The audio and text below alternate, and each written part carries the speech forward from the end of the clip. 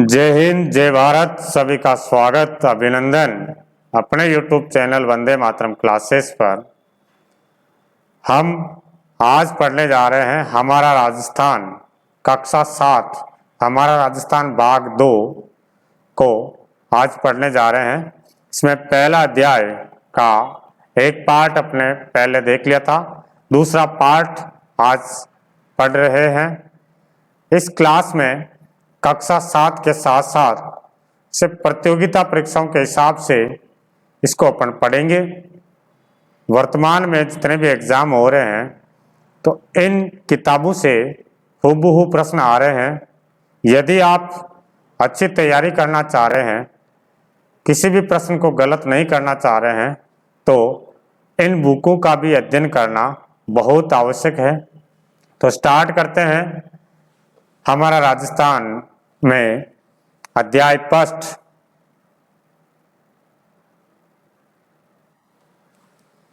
चलिए, पहला अध्याय था वन्य जीव एवं संरक्षण।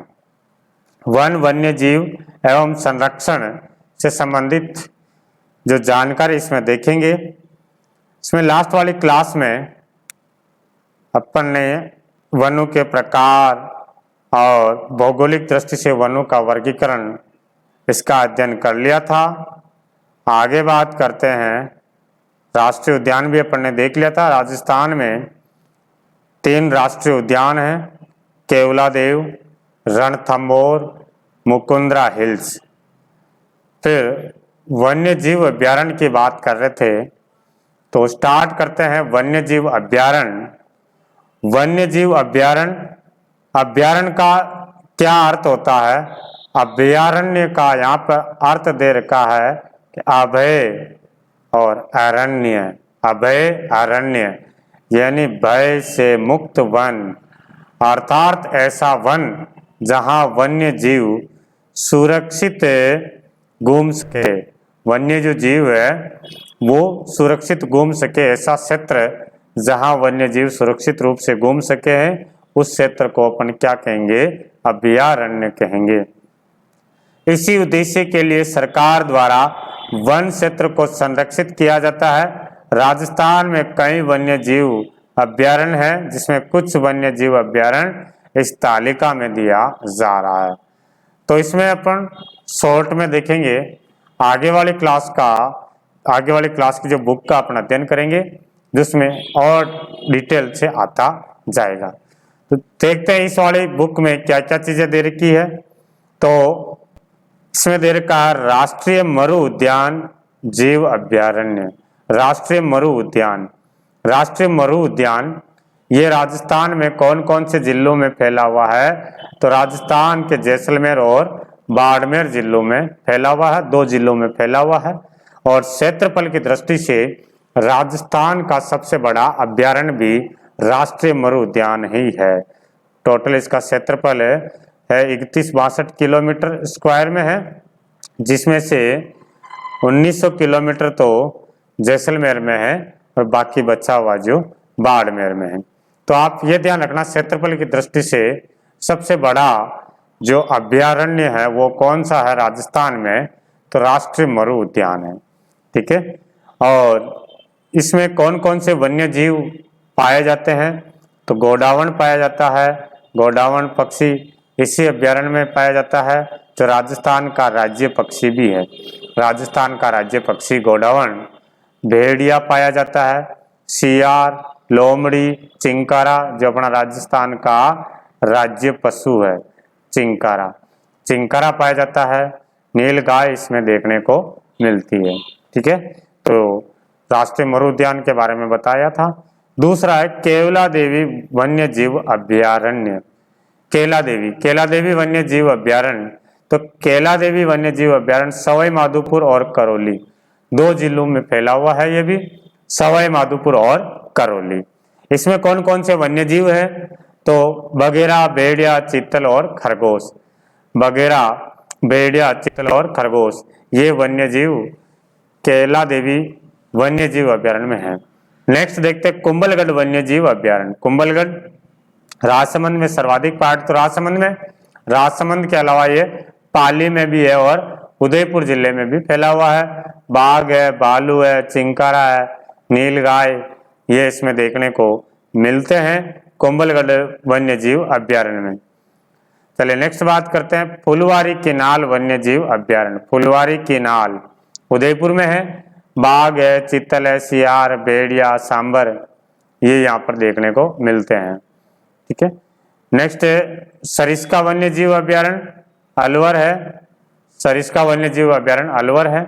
इसमें मोस्टली वन्य जीव अभ्यारण्य और जिला दे रखा है। ठीक है, इतना ही दे रखा है इसमें।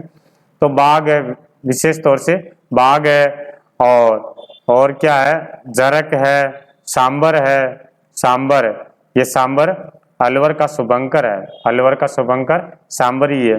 चीतल है। अगला अभ्यारण्य देखे टोडगढ़ रावली वन्यजीव अभ्यारण्य। टोडगढ़ रावली वन्यजीव अभ्यारण्य तो राजसमंद, अजमेर, पाली, यह भी 3 जिलों में फैला हुआ। 3 जिलों के साथ साथ ये 3 संभाग में भी फैला हुआ है। राजसमंद जो है अजमेर संभाग में है, अजमेर संभाग में है, और पाली ये जोधपुर संभाग में है। 3 संभागों में फैला हुआ जो अभ्यारण्य टोडगढ़ रावली वन्य जीव अभ्यारण्य। इसमें तेंदुआ, भालू, बाज, सियार, नीलगाय, रीछ, ठीक है, इस प्रकार के वन्य जीव यहाँ देखने को मिलते हैं। अगला सीता माता वन्य जीव अभ्यारण्य। सीता माता ज्यादातर तो प्रतापगढ़ में है और चित्तौड़गढ़ में है, फिर उदयपुर में भी थोड़ा सा पार्ट आ जाता है। और ये उड़न गिलहरी के लिए प्रसिद्ध है। उड़न गिलहरी के लिए कौन सा अभ्यारण्य जाना जाता है, तो सीता माता अभ्यारण्य है। इसके अलावा सांबर है, लोमड़ी है, ये भी यहाँ देखने को मिलता है। माउंट आबू वन्य जीव अभ्यारण्य सिरोही में है, और ये रीछ, जंगली मुर्गा के लिए जाना जाता है इसको। चिंकारा, चित्तल, सांबर, ये भी देखने को मिलते हैं। अगला है रामगढ़ विषधारी अभ्यारण्य। रामगढ़ विषधारी अभ्यारण्य। रामगढ़ विषधारी अभ्यारण्य कौन से जिले में है, तो रामगढ़ विषधारी अभ्यारण्य बूंदी में है। और ये विषधारी सांप और बाघ तो रह नहीं है। वैसे राजस्थान की जो चौथी बाघ परियोजना कहाँ चलाई गई है, रामगढ़ विषधारी अभ्यारण्य में। चौथी बाघ परियोजना, राजस्थान की चौथी बाघ परियोजना रामगढ़ विषधारी अभ्यारण्य में शुरू की गई है। रीछ भी है। अगला जमुआ रामगढ़ वन्य जीव अभ्यारण्य तो जयपुर में है। यह बगेरा, जरक, सियार और भेड़िया के लिए जाना जाता है। नेक्स्ट राष्ट्रीय चंबल घड़ियाल अभ्यारण्य। राष्ट्रीय चंबल घड़ियाल अभ्यारण्य कोटा, सवाई माधोपुर, करौली, धौलपुर, यानी चंबल नदी के सारे ये राष्ट्रीय चंबल घड़ियाल वन्य जीव अभ्यारण्य है। ये घड़ियालों के लिए प्रसिद्ध है। राष्ट्रीय चंबल घड़ियाल अभ्यारण्य भेड़िया, सियार और लोमड़ी भी यहाँ इसमें देखने को मिलता है। चलो नेक्स्ट देखते हैं। अगला देखो मैप में बता रखा है कि कौन सा अभ्यारण्य कहाँ है। तो आपको भी इस प्रकार से मैप में जो दे रखा है वैसे ध्यान रखना है। प्रश्न में आजकल के जो एग्जाम में ऐसा मैप बना आता है और यहाँ पर चिन्हित कर दिया, यहाँ पे चिन्हित कर दिया, यहाँ चिन्हित कर दिया, यहाँ चिन्हित कर दिया, और पूछेगा यहाँ लिख दिया जैसे ABCD। फिर आपको पूछेगा कि A स्थान पर कौन सा अभ्यारण्य है, B स्थान पर कौन सा है, C पर कौन सा अभ्यारण्य है, D पर कौन सा है। इस टाइप के भी प्रश्न आजकल पूछे जा रहे हैं।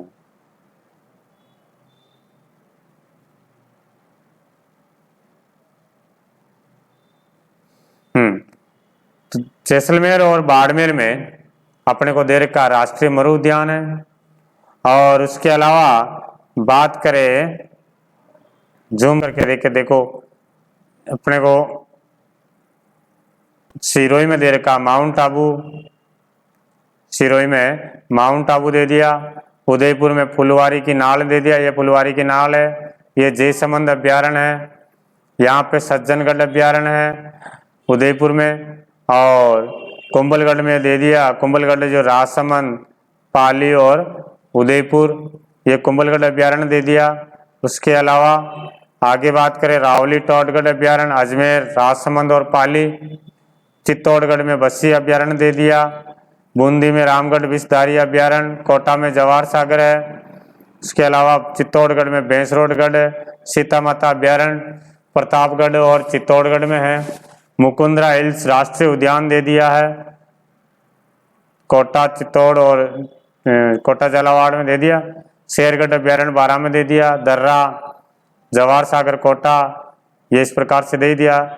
नेक्स्ट देखिए रणथंभौर राष्ट्रीय उद्यान सवाई माधोपुर का ये यहाँ पे स्थान है। सवाई मानसिंह सवाई माधोपुर में, केला देवी, राम सागर इम्पोर्टेंट है ये तीनों भी, राम सागर वन विहार और केसर बाग कहाँ है, धौलपुर में है। ठीक है, केवलादेव राष्ट्रीय उद्यान केवलादेव भरतपुर में है। बंद बारेटा बंद बारेटा अभ्यारण्य यह भी भरतपुर में है। उसके ऊपर देखिए सरिस्का दे रखा है अलवर में, नाहरगढ़ जम्मू आरामगढ़ जयपुर में दे रखा है ना, और ताल छापर चूरू में दे रखा है। इस प्रकार से मैप में भी अपने को अच्छा सा दर्शा रखा है। चलिए आगे बात करते हैं। इसके अतिरिक्त राजस्थान में जवाहर सागर अभ्यारण्य कोटा बूंदी चित्तौड़गढ़ में है जवाहर सागर अभ्यारण्य। बंद बारेटा अभ्यारण्य भरतपुर में है। बेंसरोडगढ़ वन्य जीव अभ्यारण्य बस्सी वन्य जीव अभ्यारण्य ये चित्तौड़गढ़ में है। पहले अपने राज्य पशु चिंकारा बता रखा है, ये राजस्थान का राज्य पशु चिंकारा वन्य जीव श्रेणी में। और ये अपने रेगिस्तान का जहाज राज्य पशु ऊंट पालतू पशु की श्रेणी में, ऊंट को राजस्थान का राज्य पशु का दर्जा दे रखा है। 2014 में ऊंट को राजस्थान का राज्य पशु पालतू श्रेणी में दर्जा दिया गया था। तो ये हो गया है। फिर आगे बात करते हैं सवाई मानसिंह वन्य जीव अभ्यारण्य सवाई माधोपुर वन्य जीव अभ्यारण्य सवाई माधोपुर में है। वन विहार राम सागर केसर बाग वन्य जीव अभ्यारण्य धौलपुर में, यह भी इम्पोर्टेंट है। जय समंद वन्य जीव अभ्यारण्य सज्जनगढ़ ये उदयपुर में है। वन विहार राम सागर केसर बाग ये धौलपुर में है। जय समंद सज्जनगढ़ उदयपुर में। नाहरगढ़ अभ्यारण्य जयपुर में। शेरगढ़ वन्य जीव अभ्यारण्य बारां में। ताल छापर वन्य जीव अभ्यारण्य चूरू में है। ठीक है, इसके अलावा राजस्थान में रणथंभौर सरिस्का मुकुंदरा हिल्स बाघ परियोजनाएं हैं। इसमें 3 बाघ परियोजनाएं दे रखी है। चौथी आपको ध्यान रखना, चौथी बाघ परियोजना कौन सी चलाई जा रही है, कहाँ चलाई गई, तो रामगढ़ विषधारी अभ्यारण्य, रामगढ़ विषधारी अभ्यारण्य बूंदी में चौथी बाघ परियोजना चलाई गई है जून 2021 में। केवलादेव राष्ट्रीय उद्यान और सांबर झील को वेटलैंड नम भूमि रामसर साइट घोषित कर रखा है जहां प्रवासी पक्षी आते हैं। ठीक है, तो राजस्थान में 2 जो है नम भूमि है, वेटलैंड आर्द्र भूमि रामसर साइट है। कौन कौन सी है, तो एक तो बताओगे केवलादेव राष्ट्रीय उद्यान और दूसरा है सांबर झील। वन्य जीव श्रेणी में चिंकारा और पालतू श्रेणी में ऊंट अपना राजस्थान का राज्य पशु का दर्जा दे रखा है। वन संरक्षण में बात करें तो राष्ट्रीय वन नीति 1952 जिसको संशोधित किया 1988 के अनुसार कुल भूभाग के 33% में वन होना चाहिए। राजस्थान के जितना भी भारत है, जो भी क्षेत्र है, राज्य है, तो कुल क्षेत्रफल का 33% वन होना चाहिए, ऐसा राष्ट्रीय वन नीति 1952 में बता रखा है। राजस्थान राज्य की वन नीति 2010, तो प्रश्न ये भी ध्यान रखना, राजस्थान में पहली वन नीति कब जारी की गई है, तो पहली वन नीति 2010 में जारी की गई है। तो राजस्थान की जो वन नीति है, राज्य की वन नीति, राज्य के संपूर्ण भूभाग में 20% को वृक्षाच्छादित करने का लक्ष्य रखा गया था ताकि पारिस्थितिकी एवं पर्यावरण संतुलन रहने के साथ साथ प्रदेशवासियों के सामाजिक आर्थिक उत्थान के लक्ष्यों की प्राप्ति भी संभव हो सके। लेकिन राजस्थान में वन क्षेत्र लगभग 10% ही है। राष्ट्रीय वन नीति 1952 कह रही है कि कुल क्षेत्रफल का 33% वन होना चाहिए। राजस्थान की जो पहली वन नीति 2010 आई है, जिसमें भी कहा कि अभी फिलहाल 33% वन नहीं हो पाएगा, फिर भी 20% तो अपन वृक्षाच्छादित करेंगे ही करेंगे। तो भी अभी तक राजस्थान के क्षेत्रफल का केवल 10% भाग में ही वन देखने को मिल रहे हैं।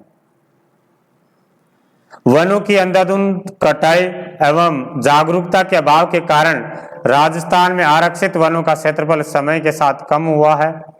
आरक्षित जो वन है जिस पर मानव हस्तक्षेप जो है पशुचारण और वनों की कटाई पर पूर्णतः प्रतिबंध रहता है, तो अंधाधुंध कटाई हो रही है और जागरूकता के अभाव के कारण जो है इन वनों में कमी होती जा रही है। राजस्थान में वनों का विस्तार और संरक्षण में प्रत्येक नागरिक का भी दायित्व है।